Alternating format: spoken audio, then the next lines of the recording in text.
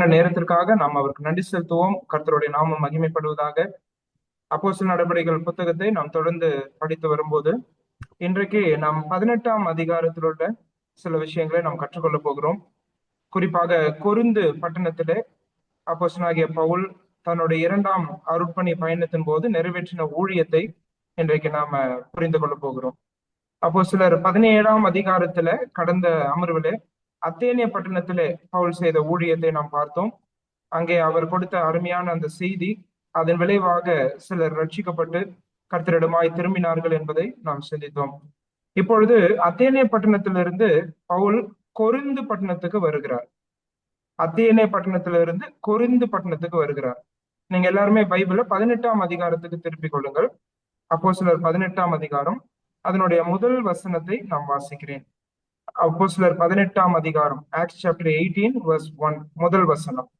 அதன் பின்பு பவுல் அத்தேனே பட்டணத்தை விட்டு கொரிந்து பட்டணத்துக்கு வந்து, அத்தேனே பட்டணத்தை விட்டு கொரிந்து பட்டணத்துக்கு வந்து, இந்த 2 பட்டணங்களுமே அகாயா என்னும் ரோம மாகாணத்தில் தான் இருந்தது. இது 2த்துக்கும் இடைப்பட்ட தூரம் பாத்தீங்கன்னா ஏறத்தாழ 50 மைல் தூரங்கள். 50 மைல் தூரம் தென்புறமாக வர வேண்டும். குறிப்பாக சொல்ல வேண்டும் என்றால் தென்மேற்கு திசை, சவுத் வெஸ்ட். அத்தேனே பட்டணத்திலிருந்து 50 மைல்கள் தென்மேற்கு திசையில் வந்தால் அங்கு அமைந்துள்ள ஒரு முக்கியமான ஒரு பெரிய பட்டணம் தான் கொரிந்து பட்டணம். ஏன் பெரிய பட்டணம் சொல்றேன்னா, அத்தேனே பட்டணத்தை விட 20 மடங்கு, ஏறத்தாழ 20 மடங்கு பெரிய பட்டணம் தான் கொரிந்து பட்டணம். பரப்பளவில் மட்டுமல்ல, ஜனத்தொகையும் அதிகமாய் இருந்தார்கள். அந்த நாட்களிலே, பவுல் அங்கு சென்ற நாட்களிலே ஏறத்தாழ 2 லட்சத்திற்கும் மேற்பட்ட மக்கள் அங்கே வசித்தார்கள் என்று வரலாற்றிலே நம்ம படிக்க முடிகிறது. இந்த கொரிந்து பட்டணம் என்று நாம் சொல்லும் போது அகாயா மாகாணத்தினுடைய தலைநகரமாய் இருந்தது. It was the capital of Achaia. சரியா? பாருங்க, இதுக்கு முன்னாடி படிச்ச அத்தேனே பட்டணம் அதுவும் அகாயாவில் தான் இருந்தது. சரியா? ஆனா அதுவும் ஒரு முக்கியமான கிரேக்க தத்துவ மேதைகள் நிறைந்த பட்டணம் என்று நாம் பார்த்தோம். ஆனா கொரிந்து பட்டணம் தான் தலைநகரம். அகாயாவினுடைய தலைநகரம் கொரிந்து பட்டணம். மட்டுமல்ல, கொரிந்து பட்டணம் ரோம காலனியாக இருந்தது. It was a Roman colony. அதாவது ரோமாபுரியிலே ரோம அரசாங்கத்தின் சலுகைகளை மக்கள் எப்படி அனுபவித்தார்களோ அதே சலுகைகளை இங்கும் கொரிந்து பட்டணத்திலும் மக்கள் அனுபவித்தார்கள். அதனால அது ஒரு ரோம காலனியினுடைய அந்தஸ்து பெற்ற ஒரு பட்டணமாய் அது இருந்தது. Corinth had the status of a Roman colony. இது மட்டுமல்ல, இந்த கொரிந்து பட்டணம் ஏன் முக்கியமான பட்டணம் என்று நாம் சொல்லுகிறோம் என்றால், அநேக மக்கள் பூமியிலே வசிக்கிற பல ஊர்களில் இருந்து அநேக மக்கள் வந்து போகக்கூடிய ஒரு முக்கியமான இடமாக, ஒரு ஸ்ட்ராட்டஜிக் லொகேஷனாக இது இருந்தது. இது குறிப்பாக தரை வழியாக அங்க போக்குவரத்தும் அதிகமாய் கொரிந்து பட்டணத்தில் இருந்தது. கடல் வழியாக, சமுத்திர வழியாக, அதாவது தண்ணீர் வழியான போக்குவரத்தும் அதிகமாய் கொரிந்து பட்டணத்தில் இருந்தது. இப்ப தரை வழியினுடைய போக்குவரத்து அப்படின்னு சொல்லும் போது அகாயாவினுடைய வடப்பகுதியிலிருந்து மக்கள் அநேகர் தரை வழியாய் பயணித்து அவர்கள் எங்கே போவார்கள் என்று சொன்னால், கொரிந்துவினுடைய தென் பகுதியிலே காணப்பட்ட ஒரு பெனின்சுலா. சரி, அங்க இருந்து ஒரு முக்கியமான ஒரு பெனின்சுலா இருந்தது. பெலப்பினோசஸ் என்று சொல்லுவார்கள். அந்த பெனின்சுலாவுக்கு அவங்க போவாங்க. பெனின்சுலான்னா 3 பக்கமும், அந்த ஊரை சுத்தி 3 பக்கமும் தண்ணீர் இருக்கும். ஒரு பக்கம் தான் தரை வழி போக்குவரத்து வர முடியும். இப்ப தீவுன்னு சொல்றது, தீவை சுத்தி 4 பக்கமும் தண்ணீர் இல்லையா? தீவை சுத்தி முழுக்க தண்ணீர். ஆனா பெனின்சுலா அப்படின்னு சொல்றது 3 பக்கம் தண்ணீர் இருக்கும். ஒரு பக்கம் நிலவழி, அதாவது தரை வழி போக்குவரத்து இருக்கும். நான் இப்போ சொல்றத நல்லா கவனிங்க. அகாயாவினுடைய வடப்பகுதியில இருந்து தீபகற்பம் தமிழ்ல தீபகற்பம் சொல்லுவாங்க. தீபகற்பம், ஆமா, கரெக்ட், தீபகற்பம். So thank you brother. தீபகற்பம் வடப்பகுதியில, அதாவது அகாயாவினுடைய வடப்பகுதியில இருந்து அநேக மக்கள் இந்த தீபகற்பத்துக்கு அவர்கள் வரும் பொழுது கொரிந்து வழியாய் தான் வருவார்கள். ஏன்னா கொரிந்து பட்டணத்துக்கு அருகாமையில ஒரு பெரிய ஒரு பிரிட்ஜ் இருந்துச்சு, ஒரு பாலம். சரியா? அந்த மேம்பாலம் கொரிந்துக்கு மிக அருகாமையில் இருந்தது. அந்த பாலத்தின் வழியாய் தான் அகாயாவினுடைய வடபகுதியிலிருந்து இந்த பிலிப்பனோசஸ் என்று சொல்லக்கூடிய தீபகற்பத்துக்கு மக்கள் வருவார்கள். அப்படி வரும்போது கொருந்து பட்டணத்துக்கு அவர்களுக்கு அதிகமான அங்க வந்து போவதற்கான வசதிகள் ஏற்பாடு செய்யப்பட்டது. அதனால அநேக ஊர்களிலிருந்து வர்த்தக ரீதியாய், தொழில் ரீதியாய், மற்ற பல காரணங்கள் நிமித்தம் வந்து போகக்கூடிய மக்கள் கொருந்து பட்டணத்திற்கு அவர்களுக்கு நுழைவு இருந்தது. இது தரை வழி போக்குவரத்து. சரி, இப்ப தண்ணீர் வழி போக்குவரத்து எடுத்துக்கிட்டீங்கன்னா கொருந்து பட்டணத்துல ரெண்டு முக்கியமான துறைமுக பட்டணங்கள், சின்ன துறைமுக ஊர்கள் இருந்தது. கொருந்துவினுடைய கிழக்கு பக்கம் கெங்கிரேயா. கெங்கிரேயாவை பத்தி பைபிள்ல படிக்கிறோம். ரோமர் 16ஆம் அதிகாரத்துல படிச்சீங்கன்னா கெங்கிரேயா ஊர் சபையின் ஊழியக்காரியாகிய பெபேயாளுக்கு அப்படின்னு பவுல் எழுதுறாரு. பெபேயாள் பத்தி நமக்கு தெரியும். அந்த கெங்கிரேயால ஒரு சபை இருந்திருக்கு. அந்த கெங்கிரேயா வந்து கொருந்துவினுடைய கிழக்கு பகுதியில இருக்கக்கூடிய ஒரு சின்ன துறைமுக ஊர். அதே போல கொருந்துவினுடைய மேற்கு பகுதியில ஒரு சின்ன துறைமுக ஊர் இருந்தது. அது லெக்கேயம் என்று சொல்லக்கூடிய ஒரு துறைமுக ஊர் இருந்தது. இப்ப நல்லா கவனிங்க, இந்த ரெண்டு துறைமுகங்களையும், சரி, அந்த துறைமுக ஊர்களுக்கு இடையில 3.5 மைல் தூரம் இருந்தது. 3.5 miles separated these two port cities. இந்த ரெண்டு துறைமுக ஊரில் பிரித்தது 3.5 மைல் தூரம். இந்த 3 மைல்கள்ல இவங்க என்ன செய்வாங்கன்னா, சரக்குகளை ஏற்றுபவர்கள், இறக்குபவர்கள், அவர்கள் என்ன செய்வாங்க, சின்ன சின்ன கப்பல் அல்லது பெரிய பெரிய கப்பல்கள்ல வரக்கூடிய சரக்குகளை அவர்கள் பெரிய பெரிய மர உருளைகளை வைத்து அந்த சரக்குகளை அவர்கள் தள்ளி கொண்டு வருவார்கள். சரியா? அதாவது ஒரு துறைமுக ஊர்ல இருந்து இன்னொரு துறைமுக ஊருக்கு அவர்கள் சரக்குகளை கொண்டு போவது கொருந்து வழியாய்தான் அது போகும். சரியா? அந்த பெரிய பெரிய மர உருளைகளை வைத்து அந்த சரக்குகளை அவர்கள் கொண்டு செல்வார்கள், இழுத்து செல்வார்கள். அப்ப அவங்க அப்படி அந்த சமுத்திர வழியான போக்குவரத்தும் அதிகமாய் கொருந்து ஊருக்கு அவர்கள் வந்து போனார்கள். இப்ப சமுத்திர வழியாய் வருகிறவர்கள், சரக்குகளை கொண்டு வருபவர்கள் கொருந்து பட்டணத்துக்கு கண்டிப்பா வந்தாகணும். ஏன்னா இந்த ரெண்டு முக்கியமான துறைமுக ஊர்கள் வந்து கொருந்து பட்டணத்திலே தான் இருந்தது. இந்த 3.5 மைல்கள் தூரத்தை அவர்கள் பயன்படுத்தி கொள்வார்கள்.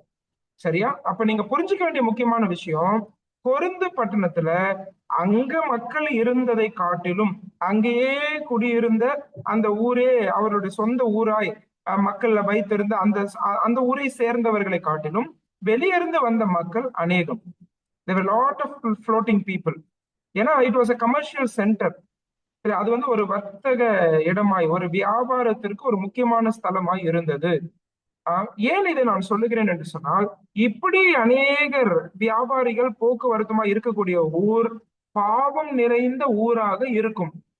இந்த கொருந்து பட்டணம் விபச்சாரத்திற்கும் வேசித்தனத்திற்கும் பெயர் பெற்ற ஒரு ஊராய் இருந்தது. அதற்கு ஒரு முக்கியமான காரணம் என்னவென்றால், இப்ப வந்து போகக்கூடிய ஜனங்களுடைய பாவ பழக்கங்கள் மட்டுமல்ல, அங்க இருந்த ஒரு கோவில், ஆப்ரோடைட் என்று சொல்லக்கூடிய ஒரு தேவதையை வணங்கக்கூடிய ஒரு பெரிய கோவில் இருந்தது. ஏறத்தாழ 1700 அடி உயரம் ஒரு பெரிய ஒரு விக்கிரகம் அங்க வைக்கப்பட்டிருந்தது. அந்த கோவில் கொஞ்சம் புகழ்பெற்ற கோவில். ஏன்னா இந்த ஆப்ரோடைட் தேவதையை எதுக்காக வணங்குவாங்கன்னு கேட்டீங்கன்னா, காதலில் வெற்றி பெறுவதற்காக, அன்பிலே வெற்றி பெறுவதற்காக, ஒருவர் காதலிக்கிறார்கள் இல்லையா, அந்த காதலில வெற்றி கொள்வதற்காக இது காதல் தேவதை என்று அழைக்கப்பட்டது.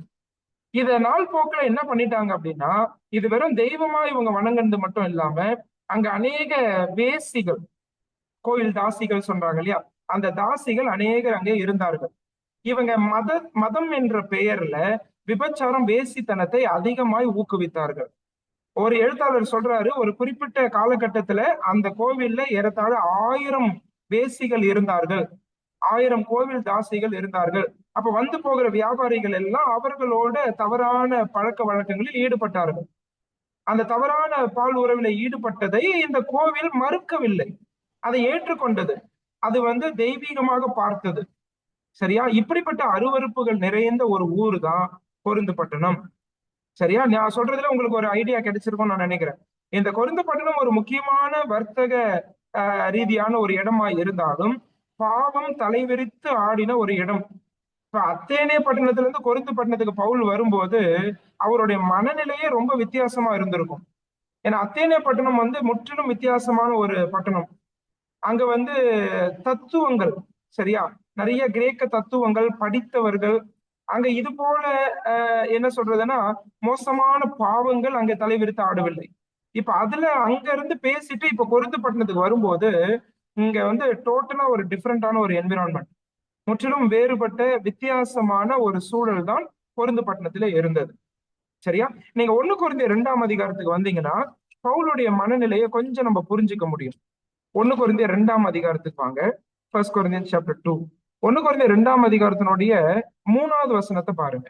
3வது வசனத்துல பவுல் சொல்றாரு, அல்லாமலும் நான் பலவீனத்தோடும் பயத்தோடும் மிகுந்த நடுக்கத்தோடும் உங்களிடத்தில் இருந்தேன். அதை கவனிச்சிங்களா? அந்த 3 வார்த்தையை பாருங்க. இது என்ன பவுலா பேசுறது அப்படின்னு நமக்கு தோணுது இல்லையா? ஆனா பவுல் எப்படி இருந்தாராம் பாருங்க அந்த ஊர்ல. பயத்தோடும் மிகுந்த நடுக்கத்தோடும், அதாவது பலவீனத்தோடும் பயத்தோடும் மிகுந்த நடுக்கத்தோடும்.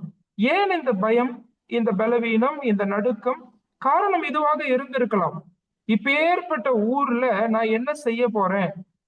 இந்த ஊர்ல இருக்கக்கூடிய மக்களுக்கு கிறிஸ்துவை கொடுப்பதற்கு நான் தகுதியானவனா? இப்படிப்பட்ட பாவம் இங்க தலைவிரித்து ஆடுகிறதே, இப்படிப்பட்ட மோசமான பழக்க வழக்கங்கள் இருக்கிறதே, நான் என்ன செய்ய போகிறேன் என்கிற யோசனைகள் அதிகமாய் பவுலுக்கு இருந்திருக்கும். சரியா? இதை நான் ஏன் உறுதியா சொல்றேன் அப்படின்னு கேட்டீங்கன்னா, இதே 18ஆம் அதிகாரம் அப்போஸ்தலர் 18க்கே வந்துருங்க. அப்போஸ்தலர் 18ல நீங்க கர்த்தர் ஒரு தரிசனம் பவுலுக்கு கொடுக்கிறார். 9வது வசனத்துல அந்த தரிசனம் வருது. அந்த 9வது வசனம் பாருங்க. ராத்திரியில கர்த்தர் பவுலுக்கு தரிசனமாகி நீ பயப்படாமல் பேசு. அதை கவனிச்சீங்களா? அப்பனா பவுலுக்கு பயம் இருந்தது அப்படின்றது நமக்கு இங்கே புலப்படுகிறது. கவனிச்சீங்களா? இப்ப பவுல் வந்து இந்த இடத்துக்கு வரும்பொழுது அவருடைய மனநிலை இப்படிதான் இருந்தது. ஒரு காரணம், அவர் தனிமையாக வந்திருக்கிறார். அதுவும் ஒரு காரணம் தான். இப்படிப்பட்ட பாவம் நிறைந்த இடத்துல அநேக பாவங்களுக்கு மக்கள் வசீகரிக்கிற இப்படிப்பட்ட இடத்துல பவுல் தனிமையாக வந்திருக்கிறார். சரியா? உங்களுக்கு ஞாபகம் இருக்கா? அத்தேனே பட்டணம் பெரேயா முடிச்சுட்டு அத்தேனே பட்டணத்துக்கு வரும்போது சீலாவும் தீமோத்தேயும் என்கிட்ட கொண்டு வாங்க, அழைத்து வந்து விடுங்க அப்படின்னு சொல்லிட்டு அவர் அங்க சொல்லிடுவார். அதுக்கப்புறம் சீலா தீமோத்தேயு வந்து சில கட்டளைகளை பெற்று அவர்கள் திரும்பி போய்விட்டார்கள். சீலா பிலிப்பி பட்டணத்துக்கு போயிட்டாரு, தீமோத்தேயு தெசலோனிக்கே பட்டணத்துக்கு போயிட்டாரு. இப்ப பவுல் தனிமையா இருக்கிறார். தனிமையா தான் அவர் அத்தேனே பட்டணத்துல ஊழியத்தை நிறைவேற்றினார். அதை முடித்துட்டு இப்ப வந்து கொரிந்து பட்டணத்துக்கு தனிமையா தான் வந்திருக்கிறார். தனிமையா இருக்கிறார். அதே சமயம் இங்க பாவம் தலைவிரித்து ஆடுகிறது. இப்படிப்பட்ட இடத்துல பவுல் பயத்தோடும் பலவீனத்தோடும் மிகுந்த நடுக்கத்தோடும் தான் இருந்தார். சரியா? அப்படிப்பட்ட நிலையில இருக்கும்போது அவர் கர்த்தரை சார்ந்து கொண்டார். சரியா? பயம் வருவது இயல்பு. சரியா? பயம் வருவது இயல்பு. ஆனால் பயம் நம்மை செயலற்றவர்களாய் மாற்றி விடுகிறது என்று சொன்னால் அது கர்த்தருடைய பார்வையில் பாவமாய் இருக்கிறது. நல்லா நான் சொல்றதை புரிஞ்சுக்கோங்க. உங்க வாழ்க்கையில சோர்வுகள் பயங்கள் வருவது இயல்பானது. அது எல்லாருடைய வாழ்க்கையிலும் வரும். ஆனா அந்த சோர்வுகளோ பயங்களோ நம்மை செயலற்றவர்களாய் மாற்றிவிட்டது என்று சொன்னால், சரியா, கர்த்தருக்காக செயல்பட முடியாத அளவுக்கு அந்த சோர்வுகள் அந்த நிலைக்கு நம்மளை கொண்டு போயிடுச்சு அப்படின்னு சொன்னா, நம்ம செய்ய வேண்டியதே செய்யாம விட்டுட்டோம்னா பயத்தால, அது கர்த்தருடைய பார்வையில பாவமாய் இருக்கிறது. சரியா? அங்கதான் விசுவாசம் அவசியம். விசுவாசத்தை நல்லா புரிஞ்சுக்கோங்க. விசுவாசம் என்பது பயம் இல்லாத ஒரு வாழ்க்கை இல்ல. உங்களுக்கு ஒரு விதமான பயம் இருக்கும், எனக்கு ஒரு விதமான பயம் இருக்கும். இது எல்லாருடைய வாழ்க்கையிலும் வரக்கூடியதுதான். ஆனா விசுவாசம் என்பது பயத்தின் மத்தியிலும் கர்த்தரை சார்ந்து கொள்வது, பயத்தின் மத்தியிலும் கர்த்தரை சார்ந்து கொண்டு விசுவாச படிகளை எடுத்து வைத்து செயல்படுவதற்கு பெயர் தான் விசுவாசம். சொல்றது புரியுதுங்களா? சோ பவுல் என்ன செஞ்சார் இந்த இடத்துலனா, கர்த்தர் உதவி செய்ய போறார் பவுலுக்கு. இப்படிப்பட்ட நிலையை யாரு பாக்குறா? கர்த்தர் பாக்குறார். கர்த்தர் என்னெல்லாம் உதவிகள் செய்ய போறாருன்றதான் நம்ம இப்ப படிக்க போறோம். அந்த உதவிகள் பவுலுக்கு கர்த்தர் கொடுத்த பிறகு பவுலுக்கு ரொம்ப உற்சாகம் வந்துருச்சு, தைரியம் வந்துருச்சு. அவர் செயல்பட ஆரம்பிச்சிட்டார். முதலாவது கர்த்தர் பண்ண உதவி என்ன தெரியுமா? பவுல் இந்த இடத்துல தனிமையா வந்திருக்கிறாரு. தனிமையா வந்த பவுலுக்கு ஒரு வீட்டில் அடைக்கலம் கொடுத்தார். சரி, ஒரு வீட்டுல அவருக்கு அடைக்கலம் கொடுக்கிறார். அது யாருடைய வீடுனா, ஆக்கிலா பிரிஸ்கில்லா என்று சொல்லக்கூடிய ஒரு தம்பதி வசிக்கக்கூடிய ஒரு வீடு. இதை பத்தி 2வது வசனத்துல வாசிக்கிறோம். 2வது வசனத்தை பாருங்க. 2வது வசனத்துல என்ன வாசிக்கிறோம் பாருங்க. யூதர் எல்லாரும் ரோமாபுரியை விட்டு போகும்படி கிலவுதியு ராயன் கட்டளையிட்டபடியினாலே இத்தாலியாவில் இருந்து புதிதாய் வந்திருந்த பொந்து தேசத்தானாகிய ஆக்கில்லா என்னும் நாமமுள்ள ஒரு யூதனையும் அவன் மனைவியாகிய பிரிஸ்கில்லாலையும் அங்கே கண்டு அவர்களிடத்திற்கு போனான். அகிலா பிரிஸ்கில்லால் இங்க எப்படி வந்திருக்கிறாங்க? அவங்க ரோமாபுரியில இருந்தவங்க. ஆனா அங்க கிலவுதேவு ராயன் ஒரு ஆணையிட்டு இருக்கிறார், ஒரு கட்டளை கொடுத்திருக்கிறார். என்ன கட்டளைன்னா, யூதர்கள் எல்லாரும் வெளியேறணும்னு சொல்லிட்டார். இதை பற்றி நான் சரித்திரத்துல படித்து பார்க்கும்போது சியூட்டோனியஸ் என்று சொல்லக்கூடிய ஒரு ரோம எழுத்தாளர் இப்படி எழுதியிருக்கிறார். கிபி 49-50 இந்த நாட்கள்ல கிலவுதேவு ராயன் இந்த கட்டளையை கொடுத்திருக்கிறதாக அவர் எழுதியிருக்கிறார். எதற்காக இந்த கட்டளை கொடுத்தார் என்று சொன்னால், யூதர்களுக்கு இந்த கிலவுதேவு ராயனை பிடிக்காதாம். இந்த கிலவுதேவு ராயனை அவனுடைய பதவியில இருந்து இறக்குவதற்காக அநேக குற்றச்சாட்டுகளை அவனுக்கு விரோதமாக யூதர்கள் அதிகமாக கொண்டு வந்தார்கள் என்று அவர் எழுதியிருக்கிறார். இந்த குற்றச்சாட்டுகள் வர வர யூதர்கள் அதிகமா தொல்லை கொடுக்குறாங்க அப்படின்னு சொல்லிட்டு இப்ப கிலவுதேவ ராயன் என்ன செய்யறாருன்னா, யூதர்கள் எல்லாரும் வெளியேற்றணும்னு சொல்லிட்டு ரோமாபுரியை விட்டு வெளியேற்றி விட்டார். இதுதான் அதோடைய பின்னணி. இப்படி வெளியேறின ஒரு குடும்பம் தான் ஆக்கில்லால் பிரிஸ்கில்லாலுடைய குடும்பம். சரியா? அவனுடைய சொந்த ஊர் பொந்து தேசம். பொந்து சொல்லும் போது சின்ன ஆசியா, பித்தினியா, பொந்து அதெல்லாம் ஆசியாவில் இருக்கு. அங்க இருந்து வந்தவர் தான் இந்த ஆக்கில்லா. சரி, அவர் அதாவது தொழிலுக்காக வந்திருக்கிறார். அது நமக்கு படிக்கும் போது புரிஞ்சிடுது. சரியா? இப்ப இவங்க இங்க வந்துட்டாங்க. இவங்களும் துரத்தப்பட்டவங்க தான். துரத்தப்பட்டவங்க இங்க வந்திருக்கிறாங்க கொரிந்து பட்டணத்துக்கு. இங்க வந்து ஒரு வீடு எடுத்து தங்கி இருக்கிறாங்க. இப்ப பவுல் இங்க வரும்போது இவங்களை கண்டுபிடித்து அங்க போறாரு. சரியா? ஏன் இங்க போறாரு? இவருக்கும் அவங்களுக்கும் என்ன சம்பந்தம்? அதுதான் 3வது வசனத்துல வாசிக்கிறோம். 3வது வசனம் பாருங்க. அவர்கள் கூடாரம் பண்ணுகிற தொழிலாளிகளாய் இருந்தார்கள். தானும் அந்த தொழில் செய்கிறவன் ஆனபடினாலே அவர்களிடத்தில் தங்கி வேலை செய்து கொண்டு வந்தான். அதை கவனிச்சீங்களா? இவங்க 2 பேரையும் கனெக்ட் பண்ணது என்னன்னு கேட்டா டென்ட் மேக்கிங். இவங்களோட தொழில் தான் இவங்க 2 பேரையும் ஒன்னா சேர்த்துச்சு. பாருங்க, தொழில் ரீதியா உங்களை மற்ற மக்களோடு ஆண்டவர் கொண்டு போவதே நீங்க கர்த்தரை அவர்களுக்கு அறிவிக்க வேண்டும் என்பதற்காக தான். இப்ப பவுல் வந்து ஆக்கிலா பிரிஸ்கில்லாவை கண்டுபிடிச்சார். எப்பயுமே பவுல் பாத்தீங்கன்னா ஒரு யூத ரபி, ஒரு யூத போதகர். இந்த யூதர்கள் பாத்தீங்கன்னா சின்ன வயசுல இருந்தே அவங்க 2 விஷயத்துல ரொம்ப மும்முரமா ஈடுபடுவாங்க. ஒண்ணு நியாயப்பிரமாணத்தை கற்றுக்கொள்வது, 2வது ஒரு தொழிலை கற்றுக்கொள்வது. சரியா? இப்படிதான் யூத ரபிகள் வளர்க்கப்பட்டார்கள். யூத பிள்ளைகள் பொதுவாகவே இப்படிதான் வளர்க்கப்பட்டார்கள். அவங்க பிறந்ததுல இருந்தே அவங்க அப்பா அம்மா அவங்களுக்கு கவனம் செலுத்துறது பாத்தீங்கன்னா அந்த 2 விஷயம் தான். ஒண்ணு நியாயப்பிரமாணம், யூதர்களுடைய அதாவது மோசையை கொடுத்த நியாயப்பிரமாணத்தை அவங்க கற்றுக்கொள்ள வேண்டும். 2வது தொழில், ஒவ்வொரு பையனும் ஒவ்வொரு தொழில் அறிஞ்சு வச்சிருப்பான். சரியா? இது 2மே அவர்களுக்கு ரொம்ப முக்கியம். அதனால பவுலும் வந்து கூடார தொழில் கற்றுக்கொண்ட ஒரு நபராய் இருந்தார். போற இடங்களில் எல்லாம் அவருக்கு எங்கெல்லாம் வந்து பண உதவி தேவைப்பட்டதோ, எங்கெல்லாம் வந்து அந்த தொழில் செய்ய கர்த்தர் அனுமதித்தாரோ அந்த இடங்களில் அவர் தொழில் செய்துதான் ஊழியத்தை செய்கிறார். யாருக்கும் அவர் இடையூறாய் இருக்கவில்லை. சரியா? அதுவும் குறிப்பா அந்த நாட்கள்ல பாத்தீங்கன்னா நல்ல ஸ்தாபிக்கப்பட்ட சபைகளும் அன்றைக்கு இல்லை. பவுலுக்கு அதிகமாய் உதவி செய்த சபைகள் ஒன்றும் இல்லை. நம்ம பிலிப்பி சபையை பத்தி தான் அப்படி படிக்கிறோம். சரியா? மற்ற நிறைய சபைகளை பத்தி அப்படி படிக்க முடியல. அப்ப பவுலுக்கு வந்த சபையாருடைய உதவி காணிக்கைன்னு பார்த்தா ரொம்ப குறைவா தான் இருந்திருக்கும். இந்த இடத்துல அவர் வந்து தனியா இருக்கிறாரு. பண தேவைகள் இருந்தது. அதே சமயம் அவர் வந்து அடைக்கலமற்றவராய் இருந்தார். இப்ப கர்த்தர் என்ன செய்யறாருன்னா, அடைக்கலமற்ற பவுலுக்கு ஆக்கிலா பிரிஸ்கில்லாவுடைய வீட்டின் மூலமாய் ஒரு அடைக்கலத்தை கொடுக்கிறார். பண தேவையோடு இருந்த பவுல் இப்பொழுது கூடார தொழிலில் ஈடுபடுகிறார். இது மூலமா ஆக்கிலா பிரிஸ்கில்லாவோடு இவருக்கு நல்ல உறவும் கிடைத்தது, தங்கறதுக்கு ஒரு இடமும் கிடைத்தது. ஆக்கிலா பிரிஸ்கில்லாவை ரொம்ப பாராட்டணும். ஏன்னா இந்த ஊழியர் வந்து தனியா இருக்கிறார். குடும்பத்தோடு இருந்தாவது பரவாயில்ல, தனியா இருக்கிறார். தனியா இருக்கிற ஊழியரை ரொம்ப நாள் தங்க வைக்க மாட்டோம் இல்லையா? அது உங்க எல்லாருக்கும் தெரிஞ்ச கதை தான். அதனால அவரை எவ்வளவு சீக்கிரம் காலி பண்ணணுமோ அப்படிதான் நினைப்போம். ஆனா இப்ப பவுல் பாத்தீங்கன்னா இந்த இடத்துல இவங்க வீட்டிலேயே தங்கி கூடார தொழில் எல்லாரும் இணைந்து செய்யக்கூடியவர்களா இருந்தார்கள். இவர் இங்க தங்கின இந்த 1.5 வருஷம் ஆக்கிலா பிரிஸ்கில்லாவுடைய வாழ்க்கையும் பெரிதாய் அது பாதித்தது, அது மாற்றினது. அதை பத்தி நம்ம பின்னாடி படிக்கலாம். சரியா? இப்ப பவுல் இங்க எப்படி வந்தாரு? பயத்தோடு, பலவீனத்தோடு, நடுக்கத்தோடு வந்தார், தனிமையாய் வந்தார். சரி, இப்படிப்பட்ட சூழ்நிலை கர்த்தர் அவருக்கு ஒரு அடைக்கலம் கொடுத்து அவருடைய பண தேவையை அவரே வேலை செய்து சந்தித்துக் கொள்ளவும் கர்த்தர் ஒரு வாய்ப்பை கொடுத்தார். சரி, அடுத்தது 4வது வசனத்துல வாசிக்கிறோம். ஓய்வு நாள் தோறும் அவன் ஜெப ஆலயத்திலே சம்பாஷணை பண்ணி யூதருக்கும் கிரேக்கருக்கும் புத்தி சொன்னான். அவருடைய வேலையை அவர் நிறுத்தல. சரியா? எப்படிப்பட்ட இடத்துக்கு வந்தாலும், எப்படிப்பட்ட பயம் அவருக்கு இருந்தாலும், இதுதான் நான் இப்ப சொல்லிட்டு இருந்தேன். பயம் இருக்கிறது இயல்பு. ஆனா இந்த பயத்தின் மத்தியில அவர் என்ன செய்யறாரு பாருங்க. 4வது வசனம், அவர் போய் ஊழியம் செய்யறதை நிறுத்தல. சரியா? பயம் வந்துச்சு, நடுக்கம் வந்துச்சு, எதிர்ப்பு வந்துச்சு. இப்படி எல்லாம் சொல்லி நம்ம ஊழியத்தை பல நேரங்களில் நிறுத்தி விடுறோம். ஆனா பவுல் வந்து அப்படி நிறுத்தல. அவர் என்ன செய்யறாருன்னா தொடர்ச்சியாக அவர் போய் அங்க உள்ள யூதரோடும் கிரேக்கரோடும் எப்பயும் போல ஜெபாலயத்துக்கு போறார். சினகாக் தான் எப்பயுமே அவரோட ஸ்ட்ராட்டஜி. அதனால அங்க போயிட்டு அவர் என்ன செய்யறார்? சம்பாஷணை பண்ணுகிறார். பழைய ஏற்பாட்டை வைத்து இயேசுவே கிறிஸ்து என்று அவர்களுக்கு சம்பாஷணை பண்ணுகிறார். அங்க வந்த யூதரும் கேட்கிறார்கள், கிரேக்கரும் கேட்கிறார்கள். ஒரு ஊர்ல ஜெபாலயம் இருக்கணும்னா நான் ஏற்கனவே சொல்லியிருக்கேன், குறைந்தபட்சம் 10 யூத குடும்பங்கள் இருக்கணும். இப்ப நிறைய யூதர்கள் இங்க இருந்தாங்க. எங்கெல்லாம் தொழில் அதிகமா இருந்துச்சோ அங்கெல்லாம் யூதர்கள் இருப்பாங்க. கொரிந்து பட்டணத்துல நிறைய யூதர்கள் இருந்தாங்க. ஜெபாலயம் இருந்துச்சு. அங்க போய் இவர் புத்தி சொல்லுகிறார். அங்க சம்பாஷணை பண்ணுகிறார். சரி, இந்த நேரத்துல கர்த்தர் கொடுத்த 2வது ஒரு உதவி பாருங்க. முதலாவது ஒரு வீட்டை கொடுத்தாருன்னு சொன்னேன், ஒரு குடும்பத்தோடு இணைத்தாருன்னு சொன்னேன், அடைக்கலத்தை கொடுத்தாருன்னு சொன்னேன். சரி, இப்ப 2வது பவுலுக்கு என்ன உதவி வருது பாருங்க. 5வது வசனம் பாருங்க.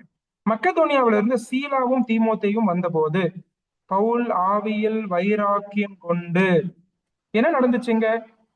இப்ப தனிமையா இருக்கிற பவுலுக்கு இப்ப 2 ஊழியர்களுடைய ஐக்கியத்தை கர்த்தர் கொண்டு வந்து இணைக்கிறார். எப்பயுமே 2 பேர் 3 பேர் பெரிய பலன் தான் இல்லையா நம்ம ஊழியத்துக்கு போகும்போது. அந்த மாதிரி இப்ப என்ன செய்யறாரு? சீலாவையும் தீமோத்தேயும் இங்க வர வைக்கிறார் கர்த்தர். இதுக்கு பின்னாடி ஒரு கான்டெக்ட் இருக்கு, நல்லா கவனிங்க. சீலா வந்து பிலிப்பி பட்டணத்துல இருந்து வரும்போது அவர் பணம் கொண்டு வருகிறார். சரியா? அந்த பண உதவி பவுலுக்கு வருகிறது. இப்ப பவுல் ஏற்கனவே பண தேவையில் இருக்கிறார் என்று அறிந்த ஆண்டவர் இப்ப பிலிப்பி சபையாருடைய மனதுல பேசி பிலிப்பி சபையார் ஒரு உதவி தொகையை கொடுத்து அனுப்புகிறார்கள். அந்த காணிக்கையை சீலா கொண்டு வந்து பவுலுக்கு கொடுக்கிறார். கர்த்தர் பாருங்க எவ்வளவு உண்மை உள்ளவர் பாருங்க. இல்ல, கர்த்தரை சார்ந்து கொள்ளும் போது எப்படிப்பட்ட உதவிகளை செய்யறாரு பாருங்க. ஊழியத்துல நம்ம யாருக்கிட்டையும் போய் கையேந்தி நிக்க வேண்டிய அவசியம் கிடையாது. ஆண்டவர் நம்மை நிரப்புகிற தேவன், நமக்கு போதுமானவர், நம்முடைய பாத்திரம் நிரம்பி வழியும். அந்த மாதிரி கர்த்தர் ஊழியத்திலே உதவி செய்யக்கூடிய தேவனா இருக்கிறார். சரியா? இங்க அதான் நடக்குது. சீலா மூலமா பண உதவி. தீமோத்தேயு வந்தார். தீமோத்தேயு தெசலோனிக்கேல இருந்து வர்றார். தெசலோனிக்கேல இருந்து ஒரு செய்தி கொண்டு வர்றார். என்னன்னா, தெசலோனிக்கே மக்கள் விசுவாசத்தில் முன்னேற்றம் அடைகிறார்கள். சில பிரச்சனைகள், சில கேள்விகள், சில பிரச்சனைகள் அவங்களுக்கு இருக்கு. சரியா? இதெல்லாம் செய்தியும் பவுலுடைய காதுக்கு வருது. இந்த இடத்துல இருந்துதான் 1 தெசலோனிக்கேர் 2 தெசலோனிக்கேர் நிருபத்தை பவுல் எழுதினார். இந்த கொரிந்து பட்டணத்துல அவர் இருந்த அந்த 1.5 வருஷத்துலதான் தெசலோனிக்க நிருபங்கள் எழுதினார். இப்ப இப்படி சொல்லலாம், தெசலோனிக்கையில இருந்து பவுலுக்கு வந்த செய்தி தெசலோனிக்க விசுவாசிகளுடைய ஆவிக்குரிய நிலையை குறித்த செய்தி, குறிப்பா அவர்களுடைய ஆவிக்குரிய முன்னேற்றம். ஏன்னா தெசலோனிக்க விசுவாசிகளுடைய பிரச்சனைகளை காட்டிலும் அவங்களுடைய நல்ல விஷயங்கள் தான் அதிகம். அவங்க விசுவாசத்துல முன்னேறினாங்க. நம்ம 1 தெசலோனிக்கேர் 2 தெசலோனிக்கேர் படிக்கும் போதே நல்லா தெரியுது. பாடுகள் மத்தியில கிறிஸ்துவுக்காக உறுதியாய் நின்றார்கள். அவங்க வந்து கர்த்தருக்குள்ள வளர்றாங்க. இந்த செய்தி எல்லாம் இப்ப தீமோத்தேயு மூலமா வரும்போது பவுலுக்கு பெரிய ஆறுதல். தனிமையா இருந்த பவுலுக்கு தெசலோனிக்க விசுவாசிகளுக்காக கண்டிப்பா ஜெபம் பண்ணிட்டு இருந்திருப்பார். இந்த செய்தியை கேள்விப்படும் போது ஒரு பெரிய உற்சாகம், பெரிய ஆறுதல். அதே போல பண தேவையோடு இருந்த பவுலுக்கு இவ்வளவு நாள் தொழில் செய்துட்டு இருந்தாரு, கூடார தொழில். இப்ப பிலிப்பி சபையார் மூலமாய் அவருக்கு ஒரு பொருள் உதவி, அதாவது பண உதவியும் வருகிறது. இந்த 2ம் அவருக்கு கிடைக்குது. ஆண்டவர் எவ்வளவு உதவிகளை பவுலுக்கு செய்யறாரு பாருங்க. இல்லையா? ஊழியத்துல நம்மை கைவிடுகிற தேவன் அல்ல நம்முடைய தேவன். சரியா? ஊழியத்துக்கு கர்த்தரை நம்பி வரணும்னு அவர் எதிர்பார்க்கிறார். அப்படி வரும்போது ஆண்டவர் உதவி செய்வார். ஒண்ணுமே இல்லாம வந்த பவுலுக்கு, சொல்ல போனா பயத்தோடு வந்த பவுலுக்கு, தனிமையாய் வந்த பவுலுக்கு வீடு கொடுத்து, ஒரு குடும்பத்தை கொடுத்து அடைக்கலம் கொடுக்கிறார். அது மட்டுமல்ல, அவருக்கு இப்பொழுது பண உதவி வருகிறது. மட்டுமல்ல, தெசலோனிக்க விசுவாசிகளை குறித்த ஆவிக்குரிய முன்னேற்ற செய்தி இவரோட காதுக்கு வருகிறது. மட்டுமல்ல, சீலா தீமோத்தேயு வந்ததே இவருக்கு பெரிய பலன் தான். பார்ட்னர்ஷிப் இன் மினிஸ்ட்ரி, இல்லையா? Ministering for the God, for the Lord with other people, இல்லையா? It's always a great strength, இல்லையா? மற்ற விசுவாசிகளோடு இணைந்து ஊழியம் செய்வது எப்பொழுதும் பெரிய பலன் தான். ஆண்டவர் இயேசு கிறிஸ்து 2 பேரை அதனாலதான் அனுப்பிச்சார் ஊழியத்துக்கு. அந்த 70 பேரை கூட்டமா அனுப்பினார் ஊழியத்துக்கு. இந்த மாதிரி நம்ம பார்க்கும்போது இது ஆண்டவருடைய ஸ்ட்ராட்டஜி தான். சரியா? ஊழியத்துல இப்ப இவங்க 3 பேரும் சேர்ந்து இந்த இடத்துல அவங்க செயல்பட போறாங்க. இவங்க 2 பேரும் வந்த பிறகு பவுலுக்கு ஒரு பெரிய பலன் கிடைக்கிறது. என்ன வாசிக்கிறோம் பாருங்க 5வது வசனத்துல. பவுல் ஆவியில் வைராக்கியம் கொண்டு அப்படின்னு வாசிக்கிறோம் பாருங்க. பயத்தோடு, பலவீனத்தோடு, நடுக்கத்தோடு வந்த பவுலுக்கு இப்ப ஆவியில பெரிய வைராக்கியம் வருகிறது. சரியா? இப்ப வந்து பெரிய பலன் கிடைக்கிறது. அவர் இப்ப தைரியமாய் வார்த்தையை அறிவிக்கிறார். சரியா? அங்க அதான் வாசிக்கிறோம். ஆவியில வைராக்கியம் கொண்டு இயேசுவே கிறிஸ்து என்று யூதருக்கு திருஷ்டாந்தம் பண்ணினார். தொடர்ந்து பாருங்க 6வது வசனம். அவர்கள் எதிர்த்து நின்று தூஷித்த போது, வழக்கம் போல யூதர்கள் இந்த செய்தியை ஏற்றுக்கொள்ளவில்லை. அவர்கள் தூஷிக்கிறார்கள் ஆண்டவரை, எதிர்த்து நிற்கிறார்கள் பவுலுடைய ஊழியத்துக்கு. இவன் என்ன செய்யறான்? அவன் தன் வஸ்திரங்களை உதறி, உங்கள் இரத்த பழி உங்கள் தலையின் மேல் இருக்கும், நான் சுத்தமாய் இருக்கிறேன், இது முதல் புறஜாதியார் இடத்திற்கு போகிறேன் என்று அவர்களுடனே சொல்லி, தன் வஸ்திரங்களை உதறி அப்படின்னு சொல்றது அடையாளப்படுத்துவது என்னவென்றால், யூதர்களை அவன் விட்டு விட்டு போவது. சரியா? நிராகரித்தலுடைய அடையாளம் தான் வஸ்திரத்தை உதறுவது. சரியா? என் வேலையை நான் முடிச்சுட்டேன்பா, சுவிசேஷம் அறிவிச்சுட்டேன், உங்களுடைய ரத்த பழி என் மேல வராது, நீங்க ஏற்றுக்கொள்றீங்களோ இல்லையோ அது உங்க பாடு அப்படின்னு சொல்லிட்டு யூதர்களை விட்டு புறஜாதிகள் இடத்துல போய்விட்டார். பாருங்க, ரட்சிப்பு கர்த்தருடையது. ஆனா நம்முடைய வேலையை நம்ம உண்மையா செய்யணும். நீங்க பவுல் தன்னுடைய வேலையை உண்மையா செய்தார். யூதர்களே அவர் விடவில்லை. எப்பொழுதும் தன்னுடைய இனத்தார் மீது அவருக்கு அதிக அன்பு உண்டு. அவர்கள் ரட்சிக்கப்பட வேண்டும் என்று அதிகமாய் விரும்பினவர் தான் பவுல்.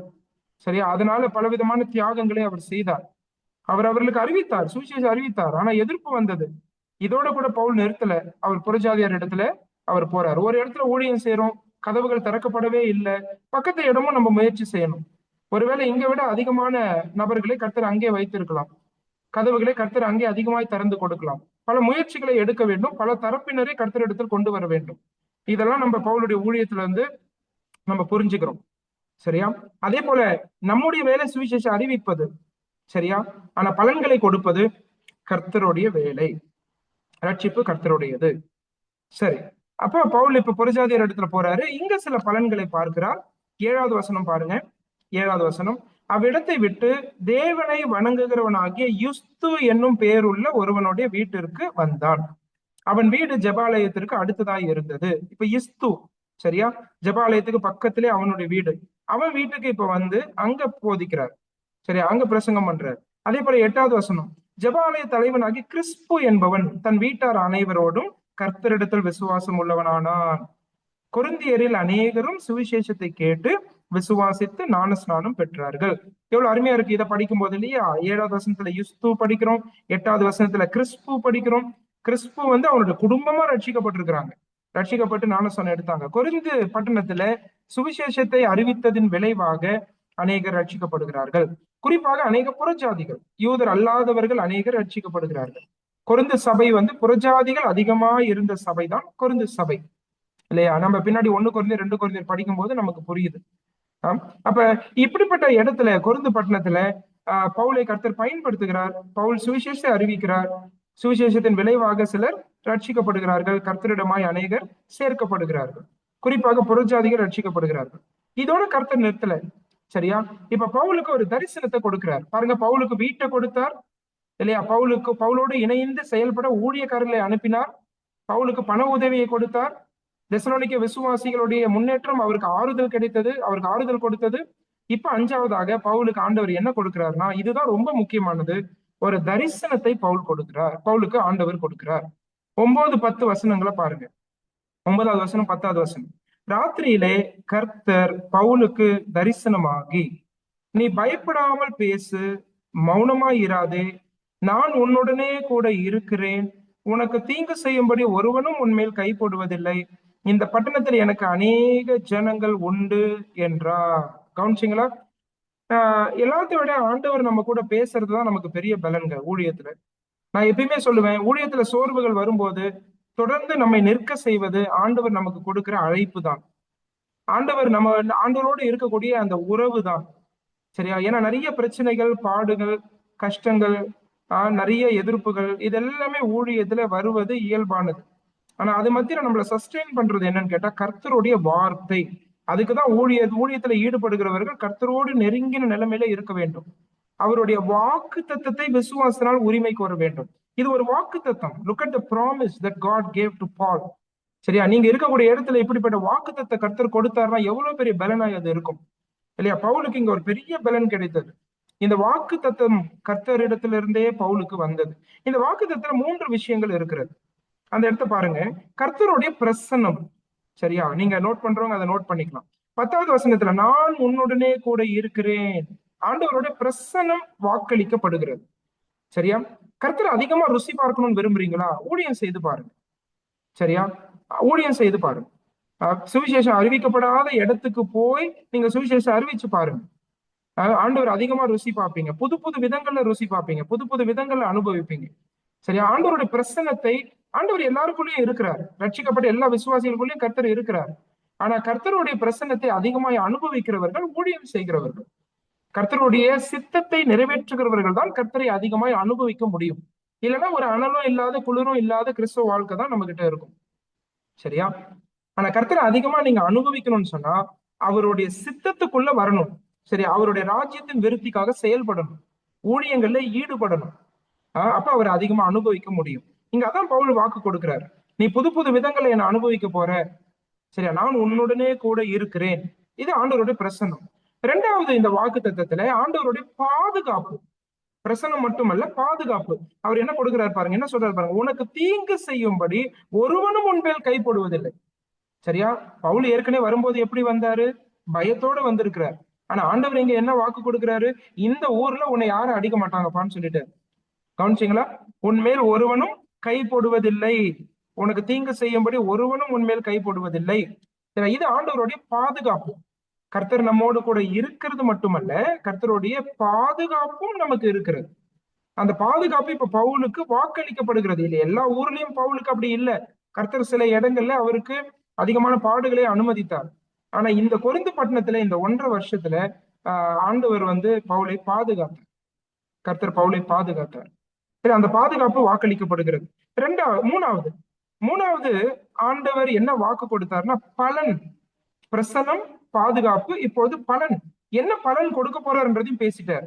அந்த 10வது வசனத்துடைய கடைசி பகுதி பாருங்க, இந்த பட்டணத்தில் எனக்கு அநேக ஜனங்கள் உண்டு.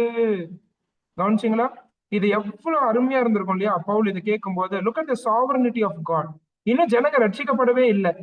ஆனா கர்த்தருடைய இறையாண்மையை பாருங்க. கர்த்தர் ரட்சிப்புக்கென்று மக்களை தேர்வு செய்கிறார், அவர் தெரிந்து கொள்ளுகிறார்.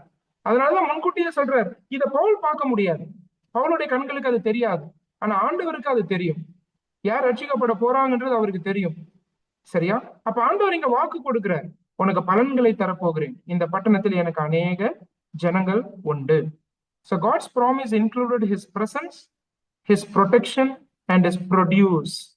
சரி, அவருடைய பிரசன்னம், அவருடைய பாதுகாப்பு, அவருடைய பலன் இங்க பவுலுக்கு கர்த்தர் வாக்களிக்கிறார். சரியா? ஒரு அருமையான தரிசனம். பவுலை திடப்படுத்துறதுக்கும், பவுலை உற்சாகப்படுத்துறதுக்கும், தைரியப்படுத்துறதுக்கும் கர்த்தரே பேசுறார் இல்லையா? எல்லாத்த விட இதுதான் பெரிய உதவி பவுலுக்கு. ஆண்டவர் வார்த்தையை கொடுத்துட்டார், வாக்கு தத்தத்தை கொடுத்துட்டார். அதனால இந்த வாக்கு தத்தத்தை பிடித்து கொண்டு பவுல் இப்பொழுது செயல்படுகிறார். இந்த வாக்கு தத்தம் வந்த உடனே அடுத்த வசனம் பாருங்க. அடுத்த வசனத்துல என்ன வாசிக்கிறோம் பாருங்க, அவன் 1 வருஷமும் 6 மாதமும் அங்கே தங்கி. கவனிச்சிங்களா? 1 வருஷம் 6 மாசம், 1.5 வருஷம் இங்க தங்குறாரு. தங்கி என்ன செய்யறாரு? தேவ வசனத்தை அவர்களுக்குள்ளே உபதேசம் பண்ணி கொண்டு வந்தான் இல்லையா? தேவ வசனத்தை அவர்களுக்கு டீச் பண்ற, உபதேசம் பண்ற. சரியா? 1.5 வருஷம் கொரிந்து பட்டணத்திலே பவுல் தங்குறார். நீங்க இந்த 2வது ஊழிய பயணத்துல எடுத்து பாத்தீங்கன்னா அதிகமான மாதங்கள், அதிகமான நேரம் எங்க தங்கி இருக்கிறார் அப்படின்னா கொரிந்து பட்டணத்துலதான். சரியா? இதுக்கு முன்னாடி பிலிப்பில ஊழியம் செய்தாரு, தெசலோனிக்கா, பெரோயா, அத்தேனே, இங்கெல்லாம் ஊழியம் செய்தார். ஆனா கொரிந்து பட்டணத்துலதான் ஏறத்தாழ 1.5 வருஷம் அவர் தங்கி ஊழியம் செய்யறார். அதுக்கு காரணம் கர்த்தர் கொடுத்த தரிசனம். கர்த்தருடைய தரிசனம், கர்த்தருடைய வாக்கு தத்தம் அவரை பலப்படுத்தினது. ஆண்டவருடைய வார்த்தையால் நீங்கள் பலப்படுகிறீர்களா? ஆண்டவருடைய வார்த்தையால நீங்க ஆறுதல் அடைகிறீர்களா? ஆண்டவருடைய வார்த்தையால் நீங்கள் கண்டித்து உணர்த்தப்படுகிறீர்களா? ஆண்டவருடைய வார்த்தை உங்களோடு பேசுகிறதா? கர்த்தருடைய குரலை கேட்கிறீர்களா? அவர் கொடுக்கும் வாக்கு தத்தத்தை நீங்கள் விசுவாசத்தோடு உரிமை கோருகிறீர்களா? இதுதான் உங்களுக்கு வரக்கூடிய கேள்வியா இருக்கிறது. அவருடைய வார்த்தையை பிடிச்சுக்கிட்டீங்கன்னா, அவருடைய அழைப்பை புரிஞ்சுக்கிட்டீங்கன்னா, ஆண்டவருடைய பிரசன்னத்தை அதிகமாய் அனுபவிக்க நீங்களும் இறங்கி ஊழியத்துல ஈடுபடுவீங்க. ஆண்டவருக்காக விசுவாச படிகள் எடுத்து வைப்பீங்க. பவுலுக்கு பயம் இருந்தது உண்மை, ஆனால் பயம் அவரை செயலற்றவராக மாற்றி விடவில்லை. நமக்கும் பயம் இருக்கிறது. பயம் நம்மை செயல்படாமல் நிறுத்தி விடுகிறதா, அல்லது பயத்தின் மத்தியிலும் கர்த்தரை சார்ந்து நீங்கள் செயல்படுகிறீர்களா? இது ஆண்டவர் உங்களிடத்துல கேட்கக்கூடிய கேள்வியாய் இருக்கிறது. ஒருவேளை பயம் வருவதே பாவம் இல்லை, ஆனால் பயம் நம்மளை செயலற்றவராய் மாற்றிவிட்டது என்று சொன்னால் அது கர்த்தருடைய பார்வையில நிச்சயம் பாவம். சோர்வு அதனால செயலற்றவராய் மாறிவிடுகிறோம், பயம் அதனால செயல்படாதலாய் மாறிவிடுகிறோம். இதுக்கு ஒரே மருந்து தான், விசுவாசம் தான். கர்த்தரை சார்ந்து கொள்ள வேண்டும். நான் இப்படி சொல்லட்டுமா? உங்களுடைய கவலை, உங்களுடைய சோர்வு, உங்களுடைய பயமும் கூட, நான் சொல்றதை நல்லா கவனிங்க. உங்க பயம், கவலை, சோர்வு இதுவும் கூட உங்களுடைய பெருமையின் வெளிப்பாடு என்று நான் சொல்லுவேன். உங்களுடைய பெருமையின் வெளிப்பாடு. என்ன பிரதர் இப்படி சொல்றீங்க அப்படின்னு கேட்பீங்க. சோர்வு எப்படி பெருமையாகும்? பயம் எப்படி பெருமையாகும்? ஆஹ் அதுவும் பெருமையினுடைய வெளிப்பாடு. ஏன் நமக்கு எப்ப சோர்வு வருது? நம்முடைய முயற்சிகளை சார்ந்து கொள்ளுகிறோம். நான் இதை செய்து பார்க்கிறேன், அதை செய்து பார்க்கிறேன், அதை செய்து பார்க்கிறேன், ஆனா தீர்வு கிடைக்கல, அதனால சோர்ந்து போகிறேன். ஏன் கவலை வருது? என்னுடைய புத்தியில செயல்படுறேன், என்னுடைய புத்தியில என்னுடைய ஞானத்துல செயல்படுறேன், நான் முயற்சிகளை எடுத்து பார்க்கிறேன். சரியா? நான் கர்த்தரை சார்ந்து கொள்ளல, ஆனா என்னுடைய பலத்தை அதிகமாய் சார்ந்து கொள்ளுகிறேன், அதனால கவலை வருகிறது. அதுல பலன் இல்லை, அது என்னோட பெருமையின் வெளிப்பாடு. ஆனா அதை அப்படியே விட்டுட்டு கர்த்தரை சார்ந்து கொண்டு பாருங்க, கர்த்தரை சார்ந்து முயற்சிகளை எடுத்து பாருங்க. அது கவலையை கொண்டு வராது. பலன்கள் வருதோ இல்லையோ, ஆனா கர்த்தருடைய சித்தத்தில் திருப்தி இருக்கும். சரியா? அது நமக்கு கவலையை கொண்டு வராது. சந்தோஷமாய் கர்த்தருடைய வேலையில ஈடுபட முடியும். கர்த்தரை சார்ந்து ஊழியம் செய்கிறீர்களா? கர்த்தரை சார்ந்து சபையை நடத்துகிறீர்களா? கர்த்தரை சார்ந்து குடும்ப வாழ்க்கையில நீங்கள் ஈடுபடுகிறீர்களா? கர்த்தரை சார்ந்து தொழிலில் ஈடுபடுகிறீர்களா? பவுல் இந்த இடத்துல பயத்தோடு, நடுக்கத்தோடு, பலவீனத்தோடு வந்தது உண்மைதான். ஆனால் கர்த்தரை சார்ந்து கொண்டார். அவர் சந்தோஷமாய் தொழிலும் செய்தார், ஊழியமும் செய்தார். இல்லையா? சந்தோஷமாய் கர்த்தருடைய ஊழியத்துல அவர் ஈடுபடுகிறார். சரி, இது பவுலுடைய ஊழியம். இந்த இடத்துல கொரிந்து பட்டணத்துல 1.5 வருஷம் அவருடைய ஊழியம். இப்ப எதிர்ப்பு வருது. ஆனா ஏற்கனவே ஆண்டவர் வாக்கு கொடுத்துட்டாரு, யாரும் ஒண்ணு அடிக்க மாட்டாங்கன்னு வாக்கு கொடுத்துட்டாரு. சரியா? ஆனா ஒரு எதிர்ப்பு வருது. 12வது வசனத்துல இருந்து அதை வாசிக்கிறோம். 12வது வசனத்துல இருந்து பாருங்க. கல்லியோன் என்பவன் அகாயா நாட்டிற்கு அதிபதி ஆன போது, அதிபதினா கவர்னர். சரியா? அகாயா வந்து ரோம மாகாணம். அந்த ரோம மாகாணத்தினுடைய கவர்னர் வந்து கல்லியோன். சரியா? சரித்திரம் இவரை பற்றி சொல்லும் போது ஒரு நல்ல மனுஷன் அப்படின்னு சொல்லுது. சரியா? கிறிஸ்தவர்களுக்கு அதிகமாய் உதவி செய்த ஒரு மனுஷன் என்று கூறுகிறது. ஏன்னா கிறிஸ்தவர்கள் வந்து ரோமர்களுடைய சட்ட திட்டங்களுக்கு எதிரானவர்கள் அல்ல. அது கல்லியோன் நல்லா புரிஞ்சுக்கிட்டார். சரியா? இங்க வரக்கூடிய பிரச்சனையை கூட அவர் எப்படி சால்வ் பண்றாரு பாருங்க. இங்க ஒரு பிரச்சனை வருது. அப்ப கல்லியோன் என்பவன் அகாய நாட்டுக்கு அதிபதி ஆன போது என்ன பிரச்சனை பாருங்க. 12வது வசனத்தை பாருங்க. யூதர்கள் ஒருமனப்பட்டு பவுலுக்கு விரோதமாய் எழும்பி அவனை நியாயாசனத்துக்கு முன்பாக கொண்டு போய், இவன் வேத பிரமாணத்துக்கு விகற்பமாய் தேவனை சேவிக்கும்படி மனுஷருக்கு போதிக்கிறான் என்றார்கள். சரியா? இவங்க இப்ப கொண்டு வர்றது மத ரீதியான பிரச்சனை. சரியா? ஏன்னா பவுலுக்கு என்ன குற்றச்சாட்டு பவுலுக்கு விரோதமா கொண்டு வராங்க அப்படின்னா, எங்களுடைய வேத பிரமாணத்துக்கு விரோதமா இவன் பேசுறான், இயேசுவை தேவன் என்று சொல்லுகிறான். சரியா? வேறொரு தேவனை கொண்டு வருகிறான், இது எங்களுடைய வேத பிரமாணத்துக்கு ஏற்புடையது அல்ல. சரியா? இதுதான் வந்து கொண்டு வந்த குற்றச்சாட்டு. அதாவது யூதர்களை இவன் மதம் மாற்றுகிறான். சரியா? யூதர்களை மதம் மாற்றுகிறான், வேறு ஒரு தேவனை குறித்து பேசுகிறான். இதான் கொண்டு வந்த குற்றச்சாட்டு. சரியா? இப்ப கல்லியோன் இதை எப்படி சால்வ் பண்றாரு பாருங்க. 13வது வசனம் பாருங்க. இவன் 14 பாருங்க. பவுல் பேசுவதற்கு எத்தனைப்படுகையில் கல்லியோன் யூதரை நோக்கி, யூதர்களே, இது ஒரு அநியாயமாய் அல்லது பொல்லாத நடக்கையே இருக்குமே ஆனால் நான் உங்களுக்கு பொறுமையாய் செவி கொடுப்பது நியாயமாய் இருக்கும். இது சொற்களுக்கும் நாமங்களுக்கும் உங்கள் வேதத்துக்கும் அடுத்த தர்க்கமானபடினாலே இப்படிப்பட்டவைகளை குறித்து விசாரணை செய்ய எனக்கு மனதில்லை, நீங்களே பார்த்து கொள்ளுங்கள் என்று சொல்லி. அதை கவனிச்சிங்களா? ரோமர்களுக்கு ஒரு பிரச்சனை வரக்கூடாது. அது என்ன அப்படின்னா, சட்ட ரீதியான பிரச்சனைகள் வரக்கூடாது.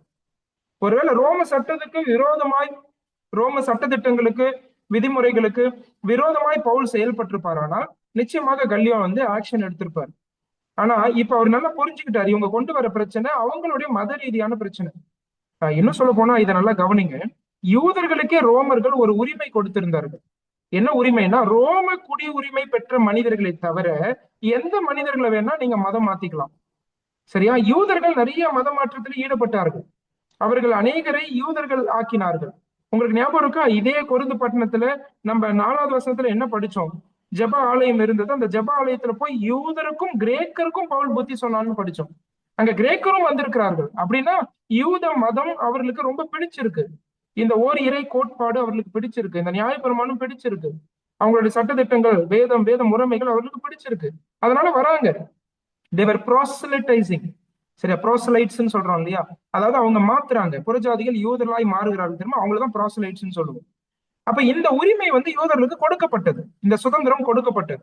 ரோம குடியுரிமை பெற்ற மக்கள் மட்டும் அவங்க மதம் மாத்தக்கூடாது, இந்த உரிமை இருந்தது. அதனால கல்டியோன் வந்து இதை பத்தி பெருசா எடுத்துக்கல. அவருக்கு இது புரியாது. இப்ப பவுலை பத்தி இவங்க கொண்டு வரக்கூடிய குற்றச்சாட்டு உண்மையாகவே இயேசு யாரு, பவுல் இவரை பத்தி தான் பேசுறாரா, இதெல்லாம் அவருக்கு தெரியாது. ஆனா இது மத ரீதியான பிரச்சனைன்றது புரிஞ்சுக்கிட்டாரு. அதனால என்ன சொல்றாரு, இதை நீங்களே பாத்துக்கோங்கன்னு சொல்லிட்டாரு. சரியா? கர்த்தர் கல்லியோன் மூலமாய் செயல்பட்டார். பவுலுக்கு எந்த ஒரு எதிர்ப்பும் இங்க வராத அளவுக்கு கர்த்தர் பார்த்து கொண்டார். அவர் ஏற்கனவே வாக்கு பண்ணிட்டார், ஒருவனும் உன்மேல் கை போடுவதில்லைன்னு சொல்லிட்டார். உனக்கு தீங்கு செய்யும்படி ஒருவனும் உன்மேல் கை போடுவதில்லை. அதுக்கு கர்த்தர் உண்மை உள்ளவராய் இருக்கிறார். சரி, என்ன நடக்குது பாருங்க 16ல இருந்து. அவர்களை நியாயாசனத்திலிருந்து துரத்தி விட்டான். அப்பொழுது கிரேக்கர் எல்லாரும் ஜெபாலய தலைவனாகிய சொஸ்தேனேயை பிடித்து நியாயாசனத்துக்கு முன்பாக அடித்தார்கள். இவையில் ஒன்றையும் குறித்து கல்லியோன் கவலைப்படவில்லை. சரியா? இங்க ஏற்கனவே யூதர்களை பிடிக்காத புறஜாதியார் இப்ப இவர்கள் உண்டு பண்ணுகிறார்கள் என்று சொல்லி இங்க என்ன செய்யறாங்க அப்படின்னா, இங்க இந்த அதாவது இந்த ஜெபாலய தலைவனாகிய சொஸ்தேனே, அந்த சொஸ்தேனே என்னும் ஜெபாலய தலைவனை பிடித்து அவனை என்ன செய்யறார்கள், அடிக்கிறாங்க. சரி, ஆனா இதை பத்தி எல்லாம் கல்லியோன் கவலைப்படவில்லை. ஒருவேளை 1 கொரிந்தியர்ல நம்ம வாசிக்கிற சொஸ்தேனேவா இந்த சொஸ்தேனே இருக்கலாம். சரியா? அவர்தான் இந்த தெரியல, இருக்கலாம். ஓகே, சோ அடுத்த வசனம் பாருங்க 18. பவுல் அநேக நாள் அங்கே தரித்திருந்த பின்பு சகோதரரிடத்தில் உத்தரவு பெற்றுக்கொண்டு, பாருங்க அதுக்கு பிறகும் பவுல் அங்க ஊழியம் செஞ்சிருக்கிறார். சரியா? இந்த பிரச்சனை எல்லாம் வந்த பிறகும் அவர் தொடர்ந்து ஊழியம் செய்திருக்கிறார். 1.5 வருஷங்கள் முழுக்க அங்க இருந்திருக்கிறார். அதுக்கு பிறகு அங்க இருந்த சகோதரரிடத்துல உத்தரவு பெற்றுக்கொண்டு தனக்கு ஒரு பிரார்த்தனை உண்டாய் இருந்தபடியினால் கெங்கிரியா, மறுபடியும் இங்க கெங்கிரியான்னு படிக்கிறோம் பாருங்க. ஏற்கனவே சொன்னோம் இல்லையா, கொருந்து பட்டணத்தினுடைய கிழக்கு பகுதியில் இருந்த ஒரு துறைமுக ஊர் தான், ஒரு சின்ன ஊர் தான் கெங்கிரேயா. அந்த கெங்கிரேயா பட்டணத்தில் தலைச்சவரம் பண்ணி கொண்டு சீரிய தேசத்துக்கு போக கப்பல் ஏறினான். பிரிஸ்கிலாலும் ஆக்கிலாவும் அவனுடனே கூட போனார்கள். சரியா? அப்ப இந்த இடத்துல பவுல் ஒரு பொருத்தனை செய்திருந்தார் ஆண்டவரோடு. என்ன பொருத்தனை நமக்கு தெரியாது. சரியா? இது வந்து இந்த நியாயப்பிரமாணத்தினுடைய கட்டுப்பாடுகளின்படி, நியாயப்பிரமாணத்துடைய விதிமுறைகளின்படி செய்யப்பட்ட நசரேய விரதம் எல்லாம் கிடையாது. சரி, அந்த பொருத்தனை எல்லாம் கிடையாது. சரியா? ஆனா கிருபையின் காலத்திலேதான் இப்பொழுது வாழ்ந்து கொண்டிருக்கிறார் பவுல். இருந்தாலும் கூட பொருத்தனைகளை செய்யவும் அதை நிறைவேற்றவும் அவர்களுக்கு சுயாதீனம் இருந்தது. நமக்கும் இன்னைக்கு உண்டு. ஒருவேளை ஆண்டவர்கிட்ட சில விஷயங்களை நம்ம பொருத்தனை பண்றோம், சில விஷயங்களை நம்ம சொல்றோம். சரியா? ஆண்டவரே நான் வந்து இப்படி நான் செய்ய போறேன், சரியா, ஒரு அடையாளம் வைக்கிறோம், எனக்கு இதுக்கு நீங்க பதில் கொடுங்க அப்படின்னு நம்ம சொல்றது, ஒருவேளை அது ஒரு சில தனி நபரை பொறுத்தது. சரியா? இது ஒரு கட்டளை கிடையாது. சரியா? இது வந்து பழைய ஏற்பாட்டு காலத்துல நம்ம வாழல. நியாயப்பிரமாணத்துக்கு கிருபைக்கும் நிறைய வித்தியாசம் உண்டு. ஆனாலும் ஒரு சுயாதீனமான கிறிஸ்துவ வாழ்க்கை கர்த்தர் நமக்கு கொடுத்திருக்கிறார். சரியா? அது ஒவ்வொருத்தருடைய விசுவாச நிலையை பொறுத்தது. விசுவாசில தேறி இருக்கிறவர்கள் அப்படிப்பட்ட நிலைமையில ஒருவேளை ஈடுபடாமல் இருக்கலாம். ஆனா ஒரு சில பேர் ஒரு பொருத்தனை செய்கிறார்கள், சில விஷயங்களை கர்த்தரிடத்துல கேட்கிறார்கள், இதை நான் செய்வேன் என்று சொல்லுவார்கள். ஆனால் அதை நிச்சயமாய் செய்வது நல்லது. பொருத்தனை செய்ய சொல்லி வேதம் நம்மை கட்டாயப்படுத்தவில்லை கிருபையின் காலத்துல. நல்லா இதை காதுல வாங்கிக்கோங்க. ஆனா பொருத்தனை செய்வீர்களானால் அதற்கு உண்மையா இருக்க வேண்டும் என்று கர்த்தர் விரும்புகிறார். சரியா? உங்களுடைய ஆம் ஆம் என்று இருக்கட்டும், உங்களுடைய இல்லை இல்லை என்று இருக்கட்டும். அதை தாண்டி வரக்கூடியதெல்லாம் பாவமாய் இருக்கிறது. அதனால பவுல் இந்த இடத்துல இதை வந்து நம்ம ரொம்ப பெருசுபடுத்த வேண்டாம். சரியா? மறுபடியும் நியாயப்பிரமாணத்துக்கு பவுல் போயிட்டாரு.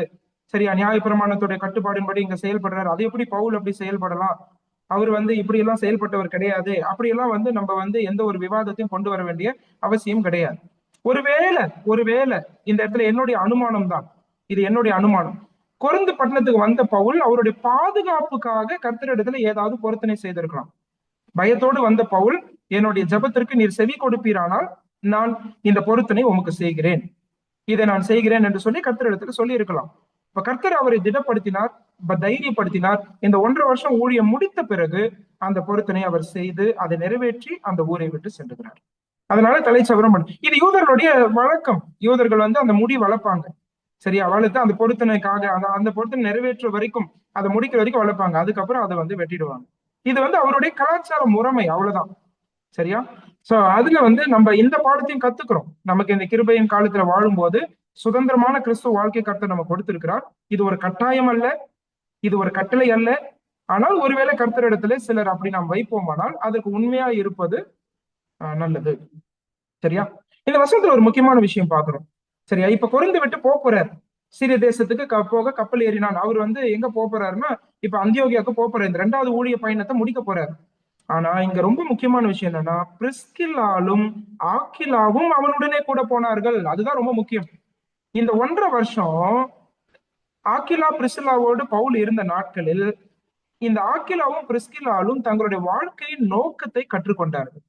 தொழிலாளிகளாக வந்தவர்கள், இங்க தொழில் செய்வதற்காக வந்தவர்கள் இப்பொழுது மிஷினரிகளாய் மாறிவிட்டார்கள்.